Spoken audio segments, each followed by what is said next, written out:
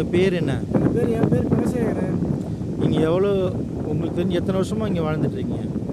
ஒரு 65 வருஷமாக நான் சிங்கப்பூரில் இருந்துருக்கிறேன். நீங்கள் கடற்கரைக்கு மீன் பிடிக்க போயிருக்கீங்க. நான் ஒரு 20 வயசில் 15 வயசுலேருந்து மீன் பிடிக்க போய்க்கிறேன். அப்போ உள்ளே வந்து பழைய பூம்புகார் வந்து கட்டடங்கள் கோயில்கள்லாம் உள்ளே மூழ்கி இருக்கு பழைய அப்படின்னு சொல்கிறாங்களே, அதை பற்றி சொல்லுங்களேன். அது வந்து பூம்புகார் கோயில் போயிருக்கு, நான் பார்த்துருக்கேன். கேள்விப்பட்டுக்கிறேன் 7 சாயவனம் உள்ளே போயிருக்கு. அதே மாதிரி அங்கே ஒரு கோயில் உள்ளே போயிருக்கு. அது என்ன கோயில்? அது கோயில் சொல்கிற அழகுமலை. அழகுமலை. இப்போ சாயவனம் வந்து இங்கே மேற்கு பக்கம் இருக்குது, கிழக்க தான் கல்கரை இருக்குது. அது போயிருக்கு, உள்ளே போயிருக்கு. அங்கே உள்ள சாயவனத்துக்கு இங்கே கோயில் இருக்குன்றாங்களா? இல்லை, அங்கே உள்ள அந்த கோனியாம்பட்டினம் சைடு. கோனியாம்பட்டினம் சைட்லேருந்து நேர் கிழக்க அங்கே ஒரு கோயில் உள்ளே போயிருக்கு. இப்போ நம்ம 76 மீட்டர். இப்போ நம்ம இங்கே வந்து கோவலர் கண்ணகி கோட்டைன்னு சொல்கிறாங்களே, இது வந்து தமிழக முதல்வர் கலைஞர் இருக்கும்போது அது நினைவு சின்னமாக ஏற்படுத்தியிருக்காரு. ஆனால் உண்மையான கிராமம் வந்து கடற்கரை உள்ள இருக்குங்களா? உள்ளே போனதே எனக்கு தெரியாது.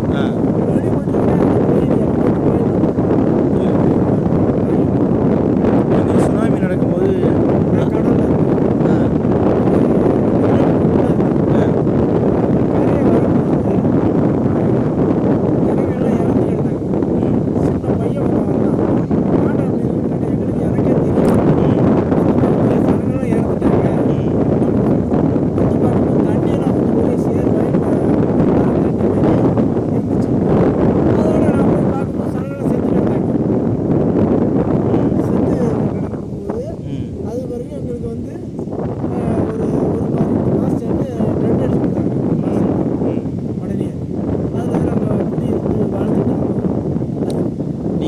கடலுக்கு போகும்பொழுதோ உங்களுக்கு இந்த மாதிரியான அறிகுறி எதுவுமே இல்லை?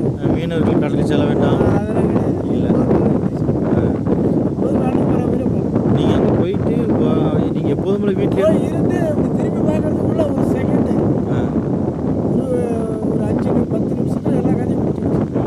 நீங்கள் கடலில் இருக்கும்போது இதோடைய இருக்கும்போது எதுவுமே எந்த அறிகுறியும் தெரியல. இங்கே வரும்பொழுது உங்கள் அதை பார்க்குறப்போ உங்களுடைய பார்க்கும்போது தரமட்டமாக ஆகிடுச்சு. பூரா தரமட்டமாகி வீடு எல்லாம் நிறைய தள்ளி விட்டுச்சு. அது எதனாலங்க உங்களை யூகிக்க முடிஞ்சதா? வந்து பாம்பு மாரியே வெடிச்சிட்டான். கரையை உள்ளவங்க சொன்னாங்க. பாம்பு மாரி தண்ணி வந்து ஒரு 2 பனைமரம் உயரம் போச்சான். கடல்கிட்ட எங்கள் வீட்டுக்காரங்களை வந்து ஒரு 1.5 கிலோமீட்டர் போயிடுச்சு. உங்கள் சார்பாக யாரெல்லாம் பாதிக்கப்பட்டாங்க?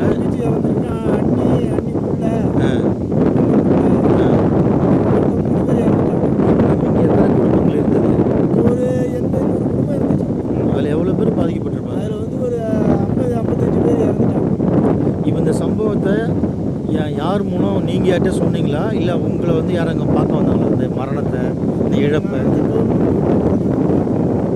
பார்த்து எல்லாம் ஆளுக்கு 2 லட்சம். இப்போ இங்கே யாரும் இல்லை, இங்கே உள்ளவங்களுக்கு அரசு இப்போ என்ன கொடுத்துருக்காங்க? அது என்ன நினைக்கிறீங்க? இந்த மாதிரி நடந்த சம்பவத்தை இன்னும் இப்போ ஒரு 21 வருஷம் நினச்சி பார்க்குறப்ப அது உங்களுக்கு எப்படி தோணுது? கொடூரமான சம்பவம்னு நினைக்கிறேன். வாழ்க்கையில் நடக்கக்கூடாத சம்பவம். ஒடிக்குள்ள ஒரு 5 நிமிஷத்தில் எல்லா கதையும் முடிச்சிடுச்சு. இப்போ நீங்கள் கடலுக்கு போகிறதுக்கு முன்னாடி இந்த அறிகுறியும் தெரியும். ஒரு மாமனை பார்த்துருப்பீங்க, மச்சானை பார்த்துருப்பீங்க, சொந்தக்காரனை பார்த்துருப்பீங்க. திருப்பி நீங்கள் வரும்பொழுது அப்போ உங்களுக்கு அவங்க என்ன மனநிலை எப்படி இருந்திருக்கும்? கஷ்டமாக இருக்குது.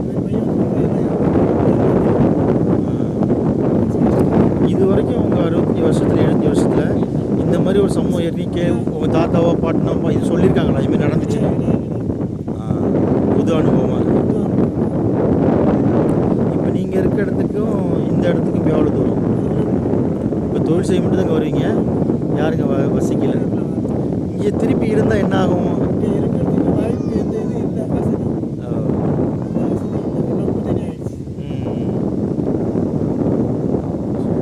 இப்போ இங்கே நிறையா அந்த கல்லுலாம் போட்டிருக்காங்கல்ல, அது வந்து மண் அரிப்புக்காக வயிறு வரைக்கும் தண்ணி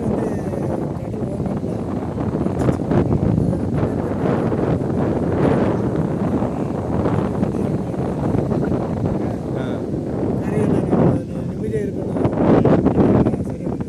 இப்போ இங்கே வந்து மீன்பிடி துறைமுகம் கட்டிட்டு இருக்காங்க இல்லையா? மீன் பிடி துறமும் கிடையாது. ஆ சும்மா கல் அரிப்புக்காக கொட்டினது. கல்லடிப்பு. மண் அரிப்பு. கல்லை பிடிக்கிறாங்க, மண் அரிப்பு.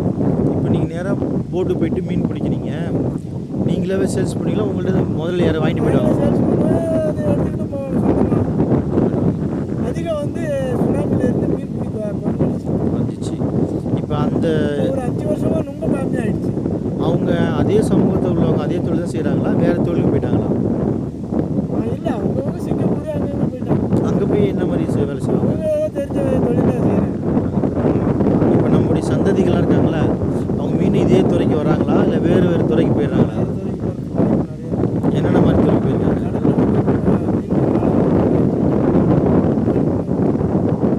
நம்ம கடலில் சந்திக்கக்கூடிய பிரச்சனைகள், சிக்கல்கள் இன்பமாக இருக்குமா துன்பமாக இருக்குமா உங்களுக்கு? எல்லாமே கஷ்டம்தான். கஷ்டம் நஷ்டம் எல்லாமே இருக்கும்.